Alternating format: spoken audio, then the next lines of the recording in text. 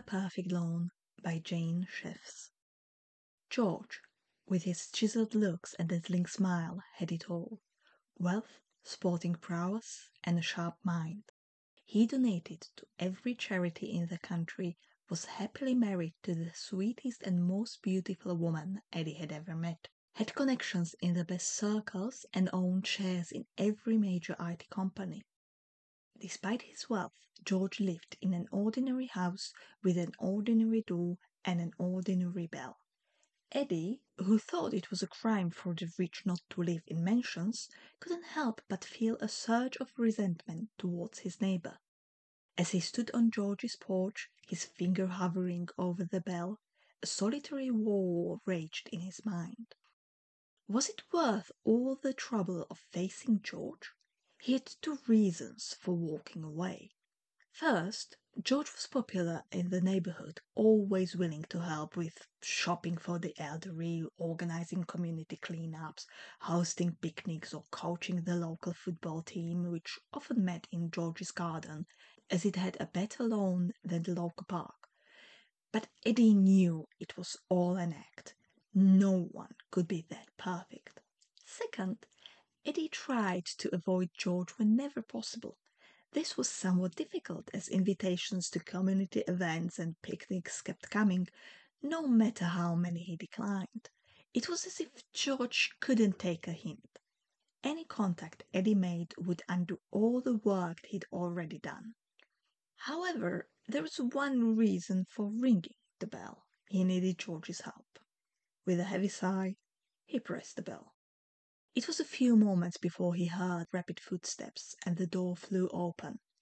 George's eyes widened for a moment before his face lit up.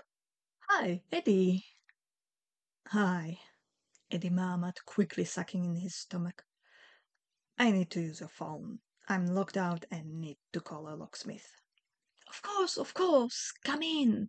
I have some guests, but feel free to use the phone in the office." Eddie walked into the tidy and homely interior with a magnificent view of the sprawling English-style garden and the softest, richest green he'd ever seen. He wanted to get on his motorbike and spend hours riding over that lawn. Judging by the cacophony of birdsong, not only did the whole neighborhood visit George almost every day, but so did all of nature. "It's in the second door on the left," George said, interrupting Eddie's train of thought. "Yeah, thanks," Eddie murmured and stepped into the corridor, hoping he wouldn't have to make small talk with George. It was so annoying the way George always tried to pretend to be interested in Eddie. Eddie knew he wasn't interesting because none of the other neighbors ever tried to talk to him. Not that he cared.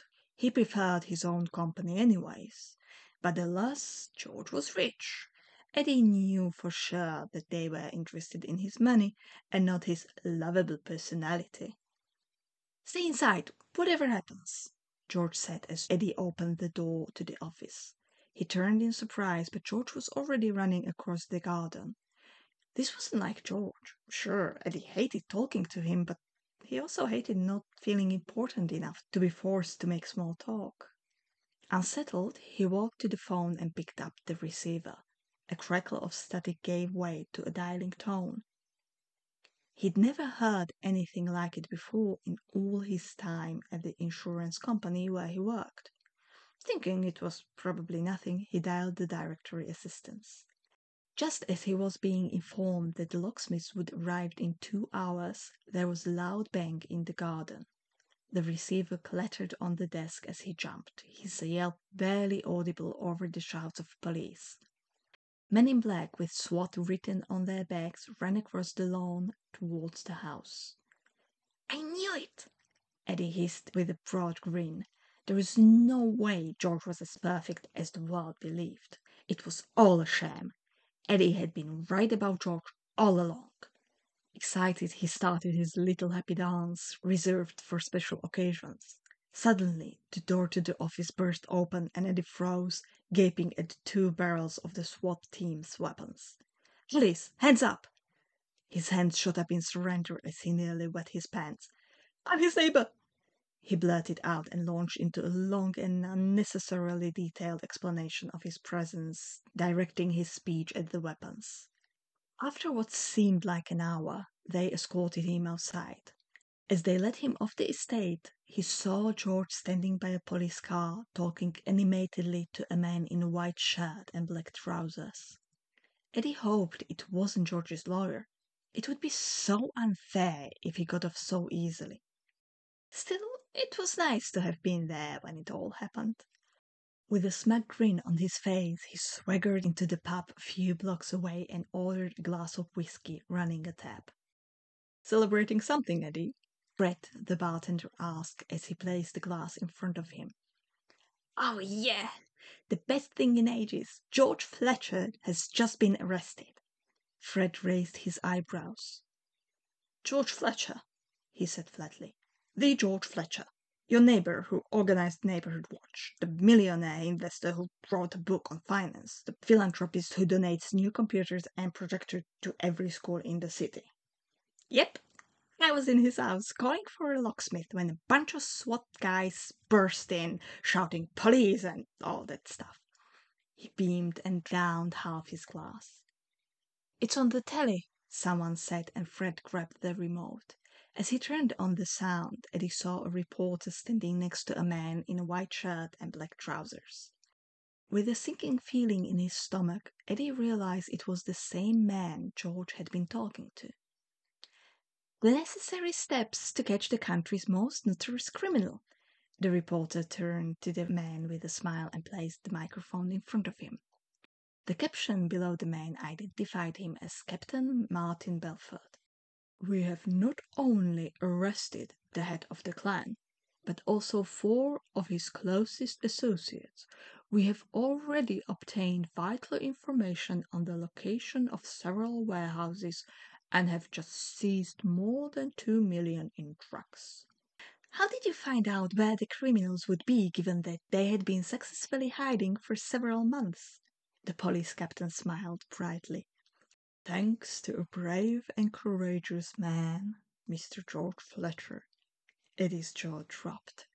"He used his resources to locate the criminals and then used his influence and convincing performance to lure them to his home. Along with the evidence we already had, he managed to get more incriminating information before the SWAT team made the arrest." Eddie's eyes almost popped out of his head as he gaped at the screen. "So it was a smooth operation," said the reporter. "There was a moment when we thought we were in trouble. One of the neighbours barged into the house, but Mr. Fletcher managed to get him to safety without arousing suspicion." Eddie could feel the heat on his face. The thought that George might have, perhaps, saved his life made the whiskey taste sour in his mouth. The reporter turned to the camera, beaming. "All's well that ends well. Tune in tomorrow at noon when the mayor will present Mr. Fletcher with a medal for his brave service. And now—" The sound was cut off. Fred put the remote down and looked at Eddie. "You still have to pay for the whiskey, you know," he said in a matter-of-fact tone of voice. Eddie barely heard him as he glared at the silent screen. It was just his luck that George, with his perfect life, perfect wife, and perfect house, was now the hero. How could he compete with that? After all, unlike Eddie, the lucky bastard had everything, from the admiration of the city to a damn near perfect lawn.